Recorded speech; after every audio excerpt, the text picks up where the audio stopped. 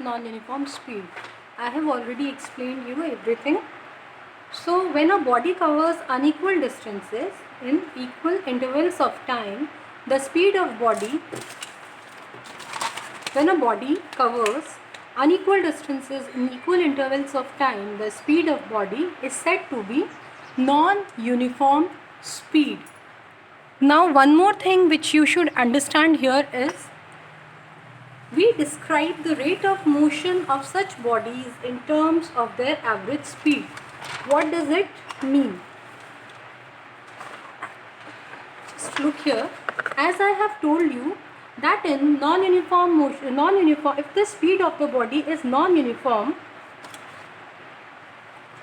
then the speed is continuously changing or the speed is variable.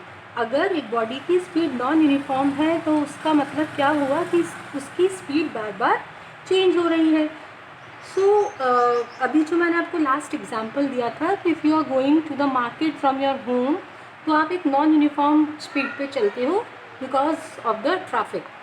तो अगर मैं आपसे पूछती हूँ कि what was your speed when you started from your home and went to market, तो आप जब मार्केट गए आपकी स्पीड क्या थी, तो अब आप क्या बोलोगी कि आपकी स्पीड क्या थी? क्यों? क्योंकि वो तो कांस्टेंट थी नहीं. तो आप क्या बताओगे? 20 किलोमीटर पर आवर बताओगे या 40 किलोमीटर पर आवर बताओगे, because it was continuously changing. तो in that case the term which we use is called average speed.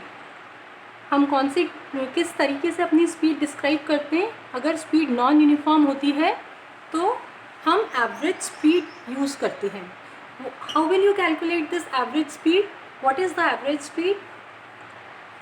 अगर सपोज आपके घर से मार्केट 10 किलोमीटर्स था, ओके, तो और आप सपोज 2 किलोमीटर पर आवर की 1 मिनट, अगर आपके घर से मार्केट 10 किलोमीटर्स दूर था, ठीक है, या इसको एक थोड़ा बड़ा एग्जाम्पल ले लेते हैं. आप प्लेस ए से बी पर गए जो कि 100 किलोमीटर्स दूर थी आपस में. Suppose you go from point A, place A to place B which are 100 kilometre apart and it took you 5 hours.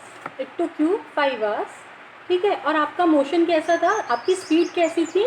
Non uniform speed थी. अगर आप नॉन यूनिफॉर्म स्पीड से, क्योंकि रास्ते में आपको ट्रैफिक भी मिला, तो अगर आप नॉन यूनिफॉर्म स्पीड से ए से बी पर गए 100 किलोमीटर्स के डिस्टेंस ट्रैवल करके और आपको 5 आवर्स लगे पहुंचने में, तो आपको पता था कि ए से बी जाने में the distance is 100 kilometres and I took 5 hours to reach there.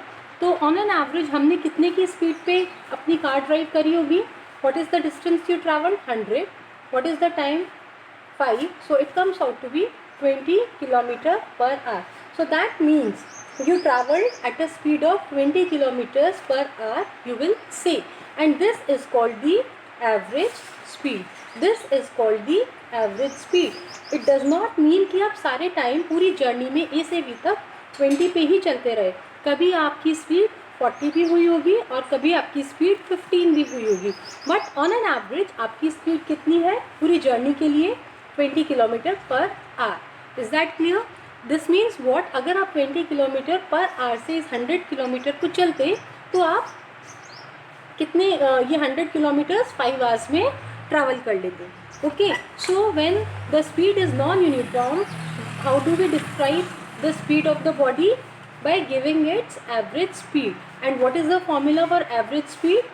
What is the formula for average speed? It is total distance upon average speed is given by total distance upon total time. This is what I have done here. Total distance मैंने travel करी 100 kilometre, time मुझे लगा 5 hours. तो how much speed? What will be my average speed? 100 upon 5, that is 20 kilometer per hour. So when a body is traveling at a non-uniform speed, we talk about its average speed. So हम उसकी कौन सी speed के बारे में बात करते हैं, average speed. For example अगर कोई ट्रेन की स्पीड हम कहते हैं this is a super fast train and it travels at a speed of 150 kilometres per hour, that does not mean कि वो सारे time he 150 kilometre per our से चलती रही, बट कभी उसकी स्पीड 100 भी हुई होगी और कभी 200 भी हुई होगी, बट ऑन एन एवरेज मतलब उसने 1 घंटे में कितना चल लिया, 150 किलोमीटर्स उसने ट्रैवल कर लेती है वो। अब बीच बीच में स्पीड 150 से कम भी करती है और कभी 150 से ज़्यादा करती है, बट 1 आवर में वो अप्रॉक्सीमेटली या 1 आवर में वो कितना चल लेती है, 150 किलोमीटर्स चल लेती है। This is the significance of average speed. So when a body is undergoing moving with non-uniform speed, we talk about its average speed. Is this clear? So this is all about the concept of speed.